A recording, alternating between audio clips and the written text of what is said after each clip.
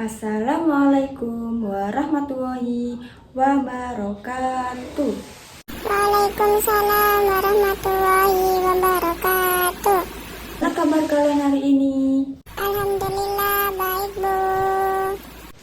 Alhamdulillah, semoga dalam keadaan sehat dan selalu dalam lindungan Allah Subhanahu wa Ta'ala. Nah, sebelum memulai pembelajaran hari ini, marilah kita berdoa terlebih dahulu ya, dan membaca surat An-Nisa ayat 142 dan 145. Berdoa dimulai. Bismillahirrahmanirrahim. Raditu billahi rabba bil islami dina wa bi muhammadin nabiyyan wa rasulah. Rabbi zidni ilma warzuqni fahma. Amin ya rabbal alamin. Bismillahirrahmanirrahim. Innal munafiqina yukhadi'una Allah wa huwa khadi'uhum. Wa idza qamu ila salati qamu kusala yura'una an-nasa wa la yadhkuruna Allah illa qalila. Bismillahirrahmanirrahim. Innal munafiqina fid darkil asfali minan nar walan tajida lahum nasira. Sadaqallahul adzim. Oke, baik anak-anak, terima kasih. Sekarang waktunya Ibu absen dulu ya. Nisa. Hadir, Bu. Amel. Hadir, Bu. Rahma. Hadir, Bu. Hilda. Hadir, Bu. Ica. Hadir, Bu. Rizky. Hadir, Bu. Baik anak-anak, masuk semua ya hari ini. Iya, Bu. Oke, baik anak-anak. Di sini Ibu akan menyampaikan materi tentang akhlak tercela, yaitu riya dan nifaq. Nah, ada yang tahu nggak apa itu riya dan nifaq? Saya, Bu. Ria adalah memamerkan, sedangkan nifaq bermuka dua. Iya betul.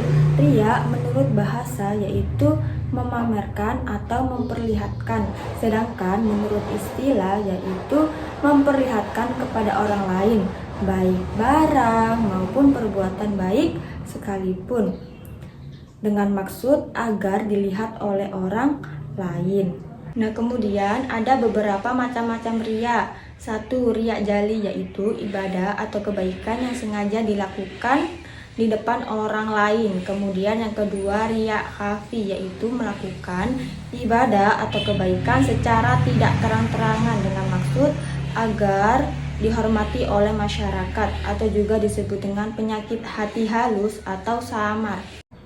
Nah, adapun contoh dari riya, yaitu seseorang yang menyumbang masjid di hadapan orang banyak dengan maksud agar orang menilai dirinya sebagai orang ahli jariyah. Nah, kemudian ada nifaq, yaitu berpura-pura atau bermuka dua. Menurut istilah, nifaq yaitu sikap yang tidak menentu atau tidak sesuai antara ucapan dengan perbuatan. Orang yang memiliki sifat nifaq yaitu disebut juga orang munafik. Nah, kemudian ada macam-macam nifaq. Satu, nifaq i'tikadi, yaitu perbuatan yang menyatakan dirinya beriman kepada Allah, sedangkan ia tidak mempunyai keimanan. Kemudian yang kedua yaitu nifaq amali, berupa pengingkaran atas kebenaran dalam bentuk perbuatan. Nah, adapun contoh dari nifaq yaitu satu, terbiasa berbohong. Kemudian yang kedua, enggan melaksanakan sholat. Kemudian yang ketiga, hanya anak-anak? Hanya berpikir jangka pendek, yaitu kekayaan duniawi. Nah, akibat dari buruk sifat nifaq ini yaitu bagi diri sendiri dan orang lain. Nah, kalau sudah paham, Ibu akan membagikan kelompok kepada kalian, yaitu dibagi menjadi dua kelompok, yaitu Ibu akan menayangkan video tentang riya dan nifaq. Nah, nantinya kelompok 1 akan menyimpulkan masalah tentang riya. Kemudian yang kelompok 2 yaitu menyimpulkan masalah tentang nifaq. Sudah paham anak-anak?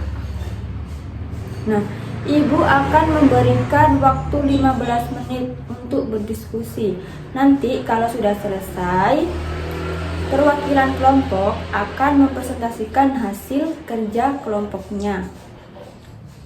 Harta si Korun.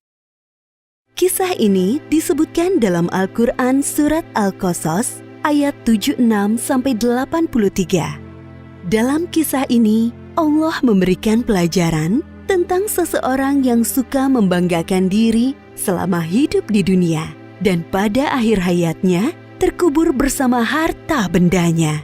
Apa? Aku harus memberi makan kepada mereka? Yang Allah sendiri tidak sudi memberikan rezeki kepada orang-orang itu. Tidak, tidak. Saya menolak membayar zakat. Assalamualaikum warahmatullahi wabarakatuh. Saya Amel dari perwakilan kelompok 1 akan mempresentasikan hasil kerja kelompok kami, yaitu tentang riya. Pelajaran yang dapat kita ambil dari video kisah si Korun yang sombong seperti disebutkan di surat Al-Qasas ayat 81. Di antaranya, jangan menjadi orang yang suka membanggakan diri, karena Allah tidak suka orang-orang yang membanggakan diri. Dunia dan seisinya adalah milik Allah dan dapat mudah diambil olehnya. Berbuat baiklah kepada orang lain selama di dunia seperti bersedekah, karena amal baik kita di dunia bisa menjadi penolong kita di akhirat kelak. Itu tadi kesimpulan yang sudah saya sampaikan. Assalamualaikum warahmatullahi wabarakatuh. Saya Rizal dari perwakilan kelompok 2 akan mempresentasikan hasil kerja kelompok kami, yaitu tentang nifaq atau disebut munafik. Pelajaran yang dapat kita ambil dari video kisah Salabah yang merupakan janjinya ketika diuji dengan ternak yang banyak. Salabah lupa mengerjakan sholat berjamaah di masjid bersama Rasulullah, bahkan lupa mengerjakan sholat Jumat karena kesibukannya mengurus hewan ternak. Selainnya melupakan janjinya, ia enggan untuk membayar zakat.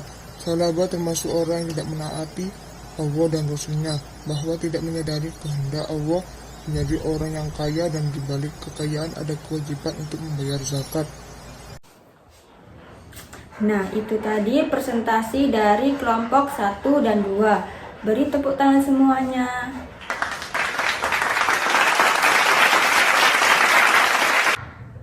Nah, anak-anak, kita dalam kehidupan sehari-hari harus menghindari sifat-sifat tercela yang dimiliki oleh si Korun dan si Salabah. Di antaranya, kita harus menjaga mulut, telinga, mata, tangan, dan hati agar selalu mengingat kebesaran Allah dan menyadari bahwa akhlak tercela menyiksa diri kita sendiri dan bahwa ingkar janji akan mendatangkan laknat Allah Subhanahu wa taala.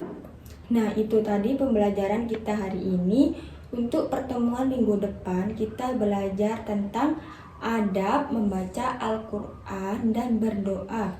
Nah, sebelum pulang marilah kita membaca hamdalah. Alhamdulillahirabbil alamin. Assalamualaikum warahmatullahi wabarakatuh.